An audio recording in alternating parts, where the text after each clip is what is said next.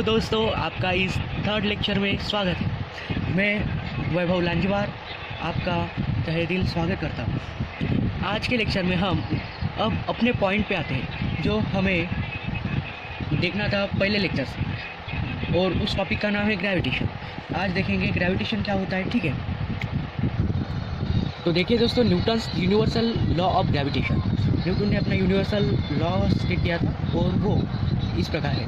Every object in the universe attracts each other by some definite force and that is gravitational force. जो force है attract करने वाला वो gravitational force है, okay, which is directly proportional to the product of masses of two body. जो दो bodies है उनके मासेस क्या प्रोडक्ट है, और inversely proportional to the square of distance between them. देखो, ये डेफिनेशन रटने की ज़रूरत नहीं है अगर आप इसे अच्छी तरह समझते हो, ठीक है। तो समझो, ये एक बॉडी है m1 नाम की और ये दूसरी बॉडी है m2 नाम की, ओके। इसका सेंटर ये है और इसका भी सेंटर ये है, तो इसके बीच का डिस्टेंस d से रिप्रेजेंट किया जाता है, या r से भी चलेगा, r से भी करोगे तो ठीक है। तो ये बॉडी समझो, इस बॉडी का नाम a है और इस बॉडी का नाम b है, मतलब ऑब्जेक्ट का। तो बॉडी a का मास m1 है और बॉडी b का मास m2 है, तो इन दोनों का प्रोडक्ट है। और फोर्स ये डायरेक्टली प्रोपोर्शनल है प्रोडक्ट ऑफ मासेस m1 और m2 के प्रोडक्ट मतलब मल्टीप्लिकेशन। और ये फोर्स इन्वर्सली प्रोपोर्शनल है d स्क्वायर के, ठीक है, या ये फोर्स डायरेक्टली इन्वर्सली प्रोपोर्शनल है r स्क्वायर के, ठीक है। अब इस प्रोपोर्शनलिटी कांस्टेंट को हम रिमूव करते हैं, तो इस प्रोपोर्शनलिटी कांस्टेंट के जगह हम कांस्टेंट के नहीं g पुट करते हैं, g, ठीक है। और m1 into m2, okay, and divide bye r square, okay. तो ये हो गया हमारा यूनिवर्सल लॉ ऑफ ग्रेविटेशन। इसको कैसे स्टेट किया जाता है इस फार्मूले से मैं आपको बताता हूँ। The force which is directly proportional to the product of masses of two bodies and it is inversely proportional to the square of distance between them. D is the distance between the center of mass. What is the center of mass? Center of mass is the concept which arises to determine the mass, and it is assumed to be concentrated at the center. The center of mass of body, any kind of body which may be spherical or irregular in shape, the mass of body will be concentrated at its center inside or outside the body. मतलब समझो, ये ordinary body है, ये ऐसे समझो body, ये body है और इस बॉडी का मास यहाँ कंसंट्रेट है, ऐसा हम अज्यूम करते हैं। उस कंसेप्ट को कहता है सेंटर ऑफ मास, और वो काफ़ी इंपॉर्टेंट टॉपिक है हमारे हायर स्टडीज़ में, ओके। तो ये हो गया यूनिवर्सल लॉ ऑफ ग्रेविटेशन। मुझे लगता है कि आपको ये डेफिनेशन अच्छे से समझ में आई होगी, ठीक है। ये डायरेक्टली प्रोपोर्शनल और इन्वर्सली प्रोपोर्शनल का थोड़ा फंडा मैं बता देता हूँ। डायरेक्टली प्रोपोर्शनल में क्या हो जाएगा, सीधा सीधा आप लिखते चलिए, और इन्वर्सली प्रोपोर्शनलिटी में क्या होगा, उस टर्म को डिवाइड 1/, में लिख रहे, मतलब जैसे inversely proportional to the square of distance between the centre of masses of body, तो इस प्रकार हो गया 1/, ये टर्म लिखना है। तो इस प्रकार हमने ये लिखा है, ठीक है। ये हो गया यूनिवर्सल लॉ ऑफ ग्रेविटेशन। तो देखिए दोस्तों, फिर से एक बार हम फार्मूले की तरफ चलते हैं। यब equal to g m1 into m2 upon r square, या आप d स्क्वायर भी लिख सकते हो, ठीक है। तो यहाँ यप मतलब यूनिवर्सल ग्रेविटेशनल फोर्स है, g ये कांस्टेंट है जो कि यूनिवर्सल ग्रेविटेशनल कांस्टेंट कहा जाता है। g is universal gravitational constant,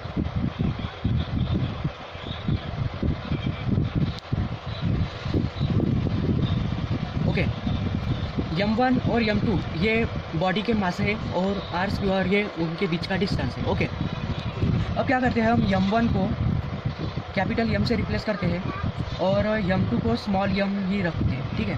तो इसका फार्मूला ऐसा होगा, यप equal to capital G m into small m upon r square, okay. तो इस प्रकार का ये हमारा फार्मूला हो गया। इस प्रकार का नहीं तो ये भी आप यूज कर सकते हो, कोई दिक्कत नहीं है। तो साइंटिस्ट हेनरी कैवेंडिश ने कैपिटल G मतलब यूनिवर्सल ग्रेविटेशनल कांस्टेंट की वैल्यू बताई थी, और वो एक्सपेरिमेंटली बताई थी, और उसकी वैल्यू है 6.67 इंटू 10⁻11। अब यहाँ हम G का यूनिट देखते हैं, unit of gravitational constant, unit of G, ठीक है जी। अब देखिए, इस फार्मूले से हम G निकालते हैं, तो कैसे निकालेंगे, इस कैपिटल G को ऐसा ही रखना है, और बाकी टर्म जो m1 इंटू m2 है वो f के डिवाइड में जाएगा और r स्क्वायर वो मल्टीपल में होगा। तो देखिए, ये कैपिटल G इक्वल टू यप r square upon m1 capital m into small m, इस फार्मूले की तरफ से। तो देखिए यप मतलब फोर्स होता है, ठीक है, आपको तो पता है। तो फोर्स का यूनिट, अब यूनिट लिखते हैं हम। यप मतलब फोर्स का यूनिट होता है न्यूटन, और आर मतलब ये डिस्टेंस है, ठीक है। तो डिस्टेंस का यूनिट तो होता है मीटर, तो इसके ऊपर स्क्वायर, ये डिस्टेंस का यूनिट मीटर और उसका स्क्वायर, ठीक है। और ये है कैपिटल यम और ये है स्मॉल यम। मास, ये दोनों मास है, तो मास का यूनिट होता है केजी इंटू केजी, ठीक है। तो इसका यूनिट क्या हो गया, न्यूटन मीटर स्क्वायर पर केजी स्क्वायर, ठीक है। इसको ऐसे भी लिखा जाता है न्यूटन मीटर स्क्वायर केजी -2, ठीक है। आपने इंडेक्स रूल अच्छे से पढ़ा होगा तो ये समझेगा, उतना हार्ड नहीं है। आप ये वाला भी यूनिट यूज कर सकते हो, न्यूटन मीटर स्क्वायर पर केजी स्क्वायर। ये हो गया कैपिटल जी, मतलब यूनिवर्सल ग्रेविटेशनल कांस्टेंट का यूनिट।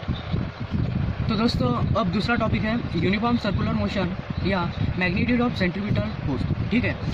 तो पहले सेकंड लेक्चर में हमने सेंट्रीपिटल फोर्स पे थोड़ा डिस्कस किया था, और आपको याद आ रहा होगा सेंट्रीपिटल फोर्स का फार्मूला, और वो क्या है, फोर्स यप it is equal to the m v square upon r. Okay, centripetal force क्या होता है मैं एक बार आपको और रिवाइज करके देता हूँ। सेंट्रीपिटल फोर्स मतलब कुछ नहीं, समझो ये ऑब्जेक्ट है। आपको बचपन की यादें याद आती होगी, जब आप एक स्ट्रिंग लेते हो और उस स्ट्रिंग को स्टोन टाई करते हो और गोल गोल घुमाते हो, ओके, तब वो कांस्टेंट स्पीड से रोटेट हो रहा होगा, लेकिन उस पर जो फोर्स एक्ट होता है वो सेंटर की तरफ होता है। जब आप फोर्स लगाना स्टॉप करते हो तब वो स्टोन सेंटर की तरफ आने का प्रयास करता है, ठीक है। तो वही सेंट्रीपिटल फोर्स है, ये हमारे जनरल लाइफ का डेली एग्जाम्पल है, ओके। तो सेंट्रीपिटल फोर्स के बारे में हमने अभी डिस्कस किया है, लेकिन समझो ये सन है और ये प्लैनेट ए, ठीक है, ये प्लैनेट ये है, और ये सन की गोल गोल रिवॉल्यूशन परफॉर्म कर रहा है। रोटेशन मतलब खुद मतलब ये प्लैनेट ये है, वो खुद में ही रोटेट हो रहा है, मतलब खुद की तरफ ओनली। लेकिन रिवॉल्यूशन क्या होता है, ये खुद का भी रोटेशन करता है और सन के अराउंड भी रोटेट होता है, उसे रिवॉल्यूशन कहा जाता है। और अभी हमें इसकी स्पीड निकालना है। तो दोस्तों आपको स्पीड का फार्मूला अभी मैंने पहले लेक्चर में बताया था, वो स्पीड का फार्मूला क्या है, डिस्टेंस अपॉन टाइम। ये शॉर्टकट में लिखा है मैंने, डिस्टेंस अपॉन टाइम। तो देखिए समझो कि ये स्पेरिकल ऑर्बिट फॉर्म की है इसने, प्लैनेट ने, जब ये रिवॉल्यूशन परफॉर्म कर रहा है इस सन के अराउंड। तो ये सर्कुलर पाथ है, और आपको पता है कि इस सर्कुलर पाथ को ही सरकम्फरेंस कहते हैं हम, ठीक है। आपको एक बात सीखने को मिलेगी, ये जो सर्कुलर पाथ होता है उसे हम सरकम्फरेंस कहते हैं। तो इस स्पीड का फार्मूला क्या होगा, आप देखिए, स्पीड इक्वल टू सरकम्फरेंस, और सरकम्फरेंस, सर्कल का सरकम्फरेंस क्या होता है, 2πr, ओके दोस्तों। और पीरियड ऑफ रिवॉल्यूशन हम टाइम टी लेते हैं, मतलब पीरियड ऑफ रिवॉल्यूशन हम कैपिटल टी से रिप्रेजेंट करते हैं, ओके। तो देखो दोस्तों, स्पीड ये स्केलर क्वांटिटी है और वेलोसिटी है वेक्टर क्वांटिटी है। लेकिन अगर हम इस वेलोसिटी का हम मैग्नीट्यूड लेते हैं तो वो स्पीड के बराबर ही होता है, ठीक है। तो ये वैल्यू v की वैल्यू इस फार्मूले में पुट करते हैं। तो देखिए ये क्या होता है, m it is equal to the force and m as it is लिखना है, और वी स्क्वायर में क्या लिखना है आपको, 2πr अपॉन टी का होल स्क्वायर। देखो ये वी का होल स्क्वायर है, तो आपको भी इसका होल स्क्वायर लिखना है और डिवाइड में r लिखना है, ठीक है दोस्तों। तो अब इसको हम डबल से लिखते हैं, m it is equal to the 4π square upon r square, और ये जो टी है वो डिनोमिनेटर में आ जाएगा और ये टी का होल स्क्वायर हो जाएगा। तो इसको ऐसे रेटिंग करते हैं, टी स्क्वायर इंटू ये डिवाइड में आर है इंटू आर। तो देखिए दोस्तों, इस फोर्स के फार्मूले में 4π ये कांस्टेंट है, ठीक है दोस्तों। तो देखिए दोस्तों, ये आर और ये आर कैंसिल हो रहा है, ये आर कैंसिल हो गया और इसका पावर 1 कैंसिल होता है, ठीक है। मैं आपको सजेस्ट करूँगा कि आप इंडेक्स रूल थोड़े अच्छे से पढ़ो, ताकि कैलकुलेशन में भी दिक्कत नहीं आती, ठीक है। तो अब क्या करते हैं हम, यहाँ यम मास और 4π स्क्वायर ये कांस्टेंट है, ठीक है, ये कांस्टेंट है, आपको ये समझना होगा। तो देखो 4π स्क्वायर और यम, मतलब ये कांस्टेंट क्यों है, ये चेंज होने वाले नहीं है, ठीक है। तो अब इस इक्वेशन में हम क्या करते हैं, मल्टीप्लाई करते हैं आर स्क्वायर से और डिवाइड करते हैं आर स्क्वायर से, ठीक है। मल्टीप्लाई, इसको इक्वेशन बी देते हैं, ठीक है। Multiply by r square and divide by r square, ठीक है। तो देखो दोस्तों, मैंने इसको दोबारा लिखा है और हमें मल्टीप्लाई और डिवाइड करना है आर स्क्वायर से। क्यों करना है उसका रीज़न मैं अभी बताता हूँ आपको। हमने उसके पहले लेक्चर में केपलर्स लॉ पढ़ा था, और केपलर का जो थर्ड लॉ काफ़ी इंपॉर्टेंट है, और वो क्या है, t square is directly proportional to the r cube, okay, या t square upon r cube equal to constant के। ये आपको याद आ रहा होगा, the square of period of revolution is directly proportional to the cube of mean distance between the planet and sun, okay. तो देखिए क्या होता है, ये 4 pi square m into 4 pi square, ये टर्म कांस्टेंट है, इसलिए हम ये नहीं लिखेंगे अब, r into r cube upon t square into r square, okay. Sorry, here I will write r square. हम आर स्क्वायर और आर स्क्वायर, देखो मल्टीप्लाई और डिवाइड करने से किसी भी टर्म का मतलब इफेक्ट नहीं पड़ता इस इक्वेशन पे, क्योंकि मल्टीप्लाई भी किया और डिवाइड भी किया, ठीक है, तो ये कैंसिल आउट हो गया। लेकिन हमें सिर्फ ये फॉर्मूला लाना था, देखो r cube upon t square, देखा आपने। तो देखिए दोस्तों, हमने ये टर्म तो कांस्टेंट है, इसलिए इसको कांस्टेंट से डिवाइड कर दिया है, ठीक है। तो हमें इस फार्मूले की तरफ अब मुड़ना है। इस फार्मूले को देखो, t square upon r cube is directly it is constant, ठीक है, t square directly proportional to r cube. अब हम इस प्रोपोर्शनलिटी कांस्टेंट को रिमूव करके इस कांस्टेंट के को पुट कर दिया। तो यहाँ देखिए आप, आर क्यूब अपॉन इस type r cube upon t square it is equal to the 1 upon k. ये होता है कि आप अच्छे से घर में शांत से बैठ कर कैलकुलेट करना। देखिए इसको यहाँ शिफ्ट किया और टी स्क्वायर को आर क्यूब के डिवाइड में ला लिया, और इस के को यहाँ रिमूव कर दिया। आप कैलकुलेशन करके देखिए, आपको बहुत मज़ा आएगा, ठीक है। तो यहाँ देख सकते हैं आप कि r cube upon t square ये कांस्टेंट है और 1/k के इक्वल है। तो इससे अकॉर्डिंग टू केपलर लॉ, ये केपलर का थर्ड लॉ है, according to Kepler's third law, जो ग्रेविटेशनल फोर्स है, gravitational force is inversely proportional to the square of distance between them. ये यहाँ से प्रूव होता है। और देखो दोस्तों, ये IMP क्वेश्चन है, मुझे लगता है कि ये क्वेश्चन बोर्ड में पूछ सकते हैं, ठीक है, इसलिए आप इसे अच्छे से समझिए। तो इस पोस्टुलेट में क्या बताया था, जो square of distance between them है, मतलब प्लैनेट और सन के बीच में जो डिस्टेंस होता है वो इन्वर्सली वैरी होता है। अगर समझो, अब एक बात देखते हैं, ये फोर्स का फार्मूला देखते हैं, जी यम अपॉन आर स्क्वायर।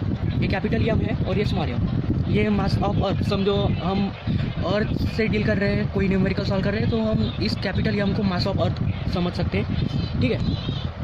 तो अब यहाँ देखिए, अगर हम ये मास, ये बॉडी के मास डबल करते, ये समझो सिंगल है, यहाँ 1 पुट कर दिया और डिस्टेंस भी 1 पुट कर दिया, ठीक है। तो यहाँ क्या इफेक्ट होगा, ये जी इंटू ये capital m it is equal to the 1 and small m it is equal to the 1, okay. तो यहाँ क्या हो रहा है, ये 1 इंटू 1 अपॉन आर स्क्वायर, मतलब आर भी 1 ही ले रहे हैं, यूनिट ले रहे हैं हम, तो 1 का स्क्वायर कितना होगा, 1 ही होगा। तो इस ये जी के इक्वल ही होगा, ठीक है, ये फोर्स जी न्यूटन। लेकिन अगर हम इस मास को डबल कर रहे हैं तो क्या होगा, देखो दोस्तों, जी इंटू 2 इंटू 2 या wise the M1 into M2। यहाँ क्या कर रहे हैं, M1 और M2 कर रहे हैं, या आप कैपिटल यम भी समझ सकते हो, ठीक है, कोई दिक्कत नहीं इसमें। तो ये किसके इक्वल होता है, कैपिटल यम इंटू स्मॉल यम। ये पहले कंडीशन के लिए था, मतलब जब मास सिंगल था, डबल नहीं किया। अगर हम इसको डबल कर रहे हैं तो जी ट्वाइस, मतलब 2 से मल्टीप्लाई कर रहे हैं, तो अब क्या होगा, आर स्क्वायर। अब देखो ये फोर्स भी डबल बढ़े, मतलब 2 टाइम बढ़ेगा, ये यहाँ देख सकते हो। लेकिन जब अगर आप ये डिस्टेंस डबल कर रहे हो तो आर स्क्वायर, आर के प्लेस में आपने 2 पुट कर दिया, तो 2 का स्क्वायर कितना होगा, 4, तो इसलिए 4 टाइम डिक्रीज होगा। अगर आप यहाँ 3 रखते हो तो 9 टाइम डिक्रीज होगा। तो इस प्रकार आपको समझना है। और आज के लेक्चर में इतना ही। आपको ये वीडियो अच्छा लगा होगा, आपको ऐसा लग रहा होगा कि इस वीडियो में कुछ कॉन्सेप्ट है, कुछ समझने में मिल रहा है, तो आप सब्सक्राइब कीजिए और अपने दोस्तों को शेयर कीजिए। Thank you.